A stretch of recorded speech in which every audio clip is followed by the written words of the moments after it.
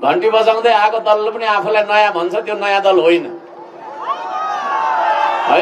त्यसको सभापति एकचोटि तपाईको उपप्रधानमन्त्री तथा गृहमन्त्री भइसकेको हो है। त्यसो भएको कारणले गर्दाखेरि त्यो दल नयाँ दल होइन। गृहमन्त्री बन्दाखेरि आफै सहकारीको काण्डमा मुछिएको छ, त्यो जीवी राई भन्छ, उसलाई खोजेर ल्याउनु पर्दैन। कतिचोटि गृहमन्त्री भइसकेपछि चाहिँ जीवी राईलाई पक्रेर ल्याउने हो त। जीवी राईलाई पनि बदनाम मात्रै गरिएको जस्तो लाग्छ है।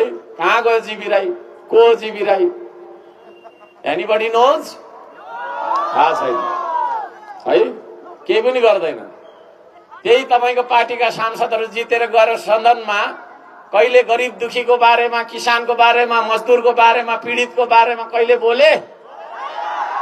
केही पनि फरक छैन है। पुरानै जस्तो गाँठो बन्धन र गठबन्धन गर्दै सत्तामा जाने, मलाई प्रधानमन्त्री दे, मलाई गृहमन्त्री दे भन्दै रोइलो मचाउने मात्रै हो। हामीले पहिल्यै टेस्ट गरेर देखिसकेको।